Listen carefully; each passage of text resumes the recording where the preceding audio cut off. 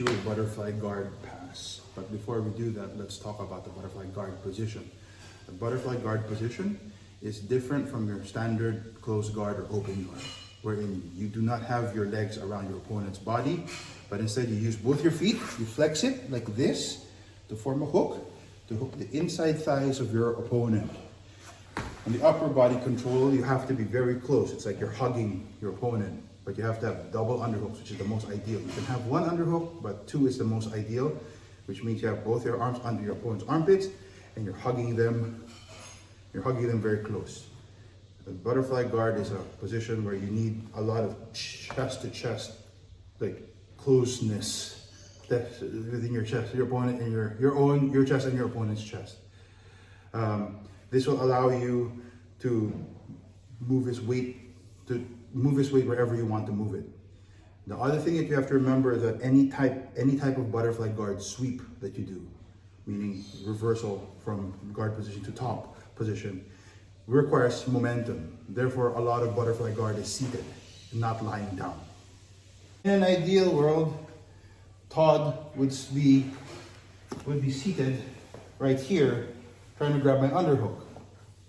He doesn't go that way, so we'll just skip to the part where the first thing you have to remember for this pass is that you have to get the underhook, because Todd will be trying to hug me by going underneath my armpits and hugging me, so he can take my weight anywhere.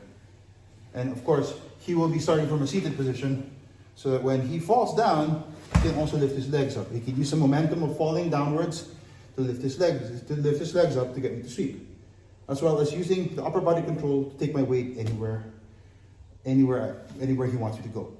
That's how a basic butterfly guard sweep works. What I would like to do is I would like to fight for double underhooks, which is very basic in wrestling and in stand-up in jiu-jitsu, and is to get underhooks, because the guy who has both underhooks wins. So the idea is to get, instead of getting taught to get underhooks, is you get underhooks. Because when you get underhooks, what you want to do is you want to lay him down on your terms. Because when you lay him down in this position, you can't do anything, because his power to try to lift up your weight is on the bottom half of his legs. Plus, he can't move your upper body because he has no control over you. So the position you want to be in is like this. You want to lay him down, and you have to get in between his legs. That's the first thing. Then you want to use your head to put it on his belly to pin his head down. But the problem with that is he can still hip away. So what you want to do is you want to take both of your elbows and you want to put it right there. This is what it looks like. And you want to put it tight to your body, like this. What your elbow is doing right now is you're blocking Todd's hips. He cannot hip that way and get out. So he is basically stuck there. And now what you do, you choose a side, because you could do it on both sides, or you could do it on either side. But because the camera's facing here, I'm using this side.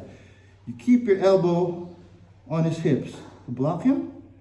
Then you reach over in between his legs, like so, and then you grab the other foot, like this.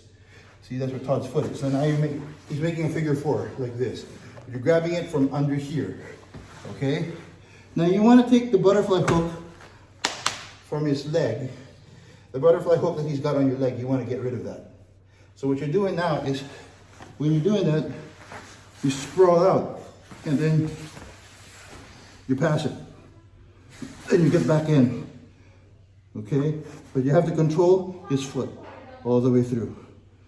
What you want to do now is, so his leg is here, you're holding it. Now, your head switches to his other hip to free up your other hand. And he can't move because you're holding onto his foot on the other side. What you can do is step over, then you reach up, or pass, like this. Then you can let go of his foot. That's the pass.